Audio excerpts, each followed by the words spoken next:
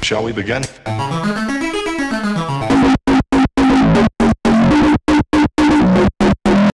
Binôme. Bah déjà, il y a la question du nom quand même. Oui, c'est vrai. Gazon, trait d'union, Nève. Et alors ça fait parfois sourire ou questionner parce que comment est-ce qu'on va s'appeler? Parce qu'on a mis un certain temps à officialiser notre union professionnelle. Donc on a vraiment créé une compagnie théâtrale qu'on a appelée Gazon, trait d'union, Nève. Donc on n'avait pas envie d'avoir un nom de compagnie poétique, plutôt d'assumer à mon avis justement déjà la particularité de ces deux identités-là ensemble. Ouais, donc on ne voulait pas un nom générique qui gommerait nos deux noms respectifs.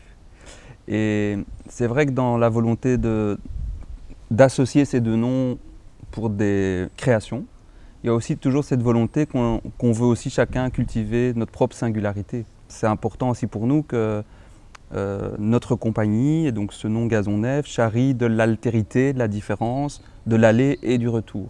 Que ce soit toujours quelque chose de dynamique, parce que c'est à cette condition-là que le désir de création naît. Comme on n'est pas associé tout le temps, cette association justement a toujours du sens. Parce qu'on se dit qu'à partir du moment où on se retrouve quelque part, c'est qu'il y a quelque chose de juste. On est tellement différents que s'il y a quelque chose qui nous intéresse tous les deux, c'est que du coup cette chose elle va être complexe et plurielle. Donc c'est là que ça devient vivant. Qui décide de quoi dans un projet, ou en tout cas qui l'initie, qui est à l'origine, c'est des chemins mystérieux et que souvent on tranche à la fin du projet. On a appris par l'expérience aussi dans le travail à ce que le précaré de chacun soit très défini. Que si c'est Jessica qui signe la mise en scène d'un spectacle, elle en assume l'entière responsabilité de prime abord vis-à-vis de tous les partenaires. Et que justement notre binôme est une dernière zone de retranchement dans laquelle des choses peuvent s'accorder à nous deux, mais pas aux yeux de l'équipe. À chaque projet, on se laisse la possibilité tous les deux d'imaginer une autre manière de travailler. Et quel que soit du coup cet organigramme, c'est toujours quand même très très clair pour tout le monde qu'on est vraiment des partenaires privilégiés. Même si par exemple un projet où je signais l'écriture et la mise en scène et que Thibaut est au plateau, mais c'est quand même pas juste un interprète et il n'a jamais exactement la même place que les autres interprètes. C'est pour ça qu'on signe toujours les projets par le nom de notre compagnie aussi. Est-ce que aborder des sujets qui fâchent serait une méthode de travail ou en tout cas égratigner des tabous et tout? Oui, complètement. Moi, je pense que les projets dans la compagnie viennent jamais par hasard et c'est toujours quelque chose qui nous traverse d'une façon ou d'une autre dans notre propre vie. J'adore dire au théâtre qu'on ne peut jamais dire ailleurs qu'au théâtre. Qu'est-ce que le théâtre rend visible? Quelle est la part d'invisible qui va rendre visible? La part d'inaudible qu'il va rendre audible? Et ça, c'est un truc que Jessica a formulé, c'est toujours sans jamais faire plaisir nécessairement. C'est-à-dire que la question de pouvoir créer du déplaisir, c'était très important pour nous. On est quand même très attaché à ce qui gratte un peu, ce qui est un peu sale. C'est vrai qu'on n'est pas dans le poli, dans le bien dire. Jamais. On aime bien quand les personnages, à un moment, sont toujours à côté de la plaque ou ridicules. Et c'est quand même une arme qu'on adore explorer. C'est l'humour un peu acide, comme ça. Cruel, on nous a déjà dit qu'on était un peu... Non mais la cruauté aussi au sens noble et théâtral du terme, ce rapport à la cruauté, comme le théâtre de la cruauté peut l'être. C'est cruel, mais c'est pas pour ça que ça manque de douceur ou de tendresse. Que du contraire, oui. Ouais. Hier, quelqu'un m'a dit « tu es génialement bête ».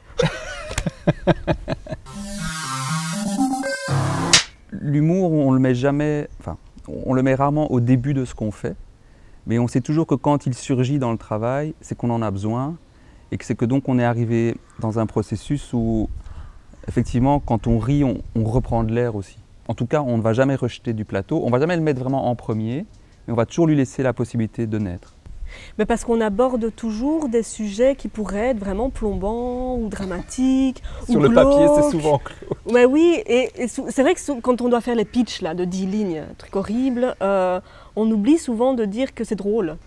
J'ai besoin d'humour moi-même en tant que spectatrice, quelle que soit, ou de lectrice, pour qu'il y ait quelque chose chez moi qui résonne et qui est vers un peu la légèreté. Sinon, j'ai juste envie de me pendre, quoi. Les gens nous disent beaucoup « Ah, moi j'aime bien travailler avec vous parce qu'on rit beaucoup ».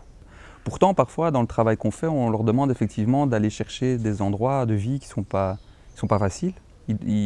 On est même étonné parfois de ce que les interprètes nous donnent. On demande quand même aux gens qu'ils arrivent avec des choses qu'ils ont quand même un tout petit peu digérées ou Les analyses, tout ça, c'est en dehors, au fait. L'espace sacré du plateau, il y a quand même quelque chose. Si tu donnes quelque chose dans cet espace, si tu le livres, c'est que tu peux jouer avec aussi. Et donc, c'est là que pour les interprètes, c'est aussi jouissif. Parce qu'eux-mêmes tordent leur vie, du coup. Que ce soit vrai ou pas, ça nous est égal. Ça doit seulement avoir l'air vrai sur le plateau. Comment est-ce qu'on se réinvente à travers le plateau? Parfois, il faut que l'interprète soit amené à mentir, mais sans se blesser, sans être dans la souffrance. Je ne dirais pas que c'est la seule marque de fabrique, cette espèce de jeu, mentir vrai. Mais en effet, dans tous les projets, ça fait partie du processus de travail. C'est encore plus loin que cette question-là, c'est quelle partie le jeu théâtral est. Il est de toute façon tout le temps faux. Et ça, c'était quelque chose qui m'avait soulagé quand Jean-Marie Pied m'a écrit ça, c'était que c'était vraiment... Il n'y a même pas à se poser la question de savoir si c'est vrai, de toute façon, il est faux. Mais toute la subtilité et toute l'énergie va essayer de nous faire croire qu'il est vrai. Et là-dedans, moi, j'ai vu des interstices et des boulevards de jeux énormes. Et donc, c'est vrai que souvent, on aime bien cultiver cette question d'être vraiment des sujets, mais de laisser vraiment à l'interprète la vérité et le mensonge. Je crois que ni Jessica ni moi n'aimons à fouiller dans la vie de nos interprètes. On adore leur mystère, parce que nous aussi, on en a.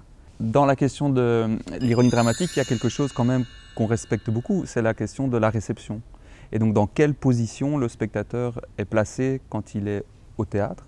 Et souvent, on a cultivé avec Jessica la question de l'inconfort, c'est-à-dire qu'on voulait toujours déplacer le spectateur en lui offrant soit effectivement une position de voyeur, une position étonnante, une position où on avait l'impression qu'il ne pourrait pas sortir pareil que quand il était rentré, mais on en faisait vraiment une sensation qu'il ne fallait surtout pas qu'il soit confortablement assis. Et après, sur le principe clair dramaturgique de l'ironie dramatique, c'est un principe que moi j'ai découvert en m'intéressant vraiment à c'était quoi écrire pour le théâtre et qui nous a déjà sauvés. Quand on écrit un spectacle, souvent on se pose à un moment donné la question de savoir mais alors là qu'est-ce que le spectateur sait, que les personnages ne savent pas. Et donc c'est aussi des clés de résolution pour nous, pour toujours jeter la balle aussi du côté du spectateur en disant tiens, prends un peu ce truc là parce que tu vas voir il va se passer un truc après quoi. Donc c'est vraiment dans une triangulation. Voilà, quand les interprètes commencent à vouloir tout maîtriser sur le plateau, la question du sens et tout ça, pour moi on perd énormément en termes de qualité de jeu. Ce que ça va raconter, dégagez-vous de ça et retournez à vos points aveugles. Retournez à votre endroit d'inconscience parce que c'est ce qu'on cherche énormément aussi, c'est que ça échappe aux interprètes. Et moi je suis extrêmement vigilante aux toutes premières improvisations et à mes premières sensations pendant les impros. Parce que ce que je cherche dans la direction d'acteur, c'est vraiment cet endroit où je vais avoir un fou rire et en même temps pleurer. Parce que c'est ce que je préfère au fait en tant que aussi quand je lis, quand je regarde quelque chose, une œuvre artistique, c'est un sentiment que je trouve incroyable, que ces deux sensations tellement fortes se confrontent. Et donc dans les premières impros, quand il y a des moments comme ça, et il y en a toujours, parce que dans les premières impros il y a toujours des perles, ben c'est ça que je vais essayer jusqu'au bout, pendant 2 mois, d'aller rechercher, d'expliquer à l'interprète qu'il a fait ça, mais en même temps il s'est gratté le nez à ce moment-là. Comme dans les, comme dans les enterrements, enfin, ces moments dans notre vie où on est tellement tendu justement à l'intérieur, qu'il y a des rires nerveux qui sortent. Et après, je crois qu'il y a beaucoup de gens qui cherchent cette chose-là. C'est très intéressant parce qu'en même temps, parfois ça rend fou les interprètes parce que donc ils ont créé quelque chose et tout le chemin de Jessica et moi, c'est de leur dire qu'à un moment donné, de toute façon, même si ça vient d'eux, ça ne leur appartient plus, ça appartient au personnage. Jessica voit des trucs qu'elle chope, qu'elle met dans un coin de sa tête, qu'elle ne dit pas tout de suite, qu'elle va rechercher et qu'il faut à un moment donné accepter parce que tu parles de fermer la porte. Et fermer la porte, c'est aussi une manière d'ancrer les acteurs et les actrices au service d'un personnage. On s'est rendu compte qu'on a dû parfois batailler, alors qu'on ne s'y attendait pas, à cet endroit-là. En disant maintenant, fichez-vous la paix à vous, parce que nous, on assumera pleinement si c'est raté, si c'est réussi, si c'est trop long. La question de la longueur, pitié, ne vous la posez pas nous, parce qu'on se la pose assez. Donc c'est toute cette machin-là où tout à coup, dans le travail qu'on fait, c'est quelque chose qu'on étire et puis qu'on ne cesse à un moment donné de restreindre, quoi. Mais pourquoi on est obligé de faire ça à un moment? Parce que dans un premier temps, même si nous ne sommes pas du tout un collectif, le travail est éminemment collectif. Et donc il y a un deuil à faire aussi du côté des interprètes. Ils sont un peu punis, ouais. Ouais, parce qu'ils sont partie prenante aussi de l'objet dans un premier temps, vu qu'ils arrivent avec du vécu, ils arrivent avec des choses très intimes. Oh, des folies! Toi, tu as une folie dans le rapport au temps. Moi, je suis sur le 10-17, quoi. Ici, c'est 10-16h50, tandis que Jessica, le temps, c'est on arrive, on se pose, on fait café et tout, mais je sais qu'elle travaille déjà. Hein. Pour moi, ça, c'est un vrai endroit de folie. Et moi, ça me dépasse, parce que je suis là à 9h50, j'ai préparé, je suis là avec mes tickets, mes trucs. Jessica, elle a un rapport au costume qui m'a toujours sidéré. Parce qu'elle a cette faculté de voir si le costume est jouant ou pas. Voir que par le costume, tu enclenchais un principe d'écriture. Ah oui. Ça, pour moi, je serais incapable de ça. Et pour moi, c'est une vraie folie positive de se dire que le costume est un endroit d'écriture du spectacle, de l'acteur, de l'actrice, du personnage. Et en plus, après, il va être moteur de jeu. Mais c'est parce que je suis maniaque, je suis toquée. Voilà. T'es complètement maniaque et toquée. Moi, j'ai trouvé tes deux folies. Oh, c'est dégueulasse. Alors, si j'ai une qualité que je peux me reconnaître, c'est la patience. Je crois que j'ai énormément de patience. Je crois que je suis vraiment pas une sanguine. Et donc, j'écoute, j'observe, je regarde à qui j'ai affaire. Mon obsession, c'est de trouver le mode d'emploi pour chaque personne. Parce qu'ils n'ont pas tous les mêmes zones de fragilité, pas tous les mêmes zones de sensibilité et tout ça. Et c'est là que je parle du sujet. Je ne considère pas que l'acteur ou l'actrice en face de moi est quelque chose que je vais pouvoir façonner de façon autoritaire ou arbitraire selon mes fantasmes. J'ai des envies avec chacun parce que chaque personne avec qui je travaille m'inspire vraiment. J'essaie de guider un peu. Je guide, mais s'il y a de la résistance, si elle est au bon endroit, je l'entends, je l'écoute. Et soit on la contourne ensemble, soit on va ailleurs. Et puis je suis aussi avec les interprètes comme j'aurais envie qu'on soit avec moi. Et donc ça, c'est de la patience et le fait de considérer chacun avec... de le voir, je les vois. Je crois que c'est ça. Oui, et moi je rajouterais juste qu'en tant que directrice de jeu, Jessica ne lâche pas. Oui, moi j'ai besoin d'être inspirée, ça c'est sûr. On ne va pas faire notre marché, ça ne se passe jamais, on a un texte. Qui va jouer ça? Moi, je dirais que c'est plutôt le contraire. C'est des gens qui vont inspirer de la matière. Ouais. Je crois qu'on est tous les deux aussi deux grands amoureux des interprètes. Et que c'est quasi de l'indicible, en fait. C'est vraiment un choix qui s'opère. Effectivement, il y a quelqu'un avec lequel on a envie de travailler. Et puis ça se dépose. Et puis le projet naît. J'ai vraiment très fort confiance au désir de l'acteur et de l'actrice.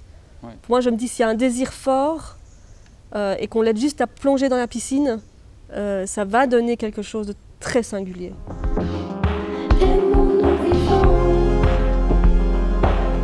S'il faut danser, je veux danser maintenant.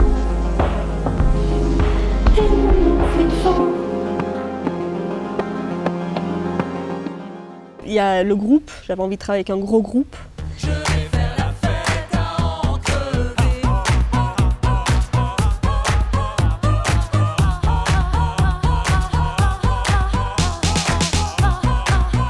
J'ai fait un voyage en Écosse où j'ai vu une fanfare d'adolescents, c'est pas une fanfare. Ils étaient tous en costume, jupe, cravate, chaussures plates et j'ai pleuré, je trouvais ça tellement beau. Donc ils étaient tous calibrés pareil.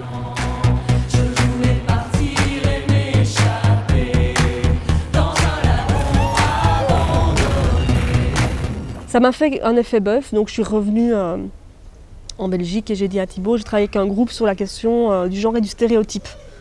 Tous ces trucs-là m'amusent beaucoup. La distorsion entre ce qu'on est, ce qu'on laisse paraître de soi en termes de genre et au final ce qu'on est ou ce qu'on n'est plus, etc. Quand on est à l'école d'acteurs et d'actrices, on nous renvoie beaucoup de choses. Mais dans la vie, ça a continué après. Et donc ça, c'était aussi la matrice de ce spectacle-là, c'était de jouer avec ce qu'on nous avait renvoyé. Et qu'est-ce que ça avait pu susciter chez nous? De travailler donc, du coup sur l'imaginaire collectif et de montrer ce qui est invisibilisé, d'autres formes de canon esthétique, d'autres formes de virilité d'autres formes de féminité, à l'invisibilité de l'homosexualité par rapport à tous les objets qu'on nous... C'est tout le temps la même histoire en fait. Le beau, la belle dans un ascenseur et puis coup de foudre. Et en fait, moi, ça ne me parle pas du tout. Donc j'avais envie de raconter d'autres formes d'esthétique, d'accroche, au fait d'autres affirmations même.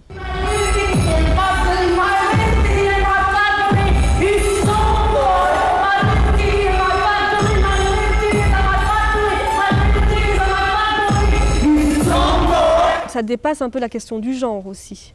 Tout le monde n'est pas venu avec sa chanson et moi je veux travailler là-dessus. J'aimais bien aussi surprendre les gens et dire pour toi j'imagine ça, qu'en penses-tu? Parce qu'il y a des gens qui n'auraient jamais osé. Ils en mourraient d'envie, par exemple Loli, se foutre à moitié nue à la fin et assumer la beauté qu'elle porte, qui n'est pas une beauté stéréotypée. Je pense que toute seule, elle n'aurait peut-être pas eu envie de l'assumer, alors que je crois que c'est quelque chose qu'elle avait envie d'affirmer depuis très très longtemps. Et il fallait juste dire viens, on va par là. Même par rapport à la production, je pense qu'il y a moyen de réfléchir quelque chose d'un peu moins classique. On travaille 8 semaines et puis on joue 3. Au fait, je crois que c'est un spectacle plus performatif que ça. Il y a moyen de faire quelque chose de beaucoup plus électrique. Et moi, je mise sur 50 minutes de show et 50 minutes de soirée slow et plus si affinité.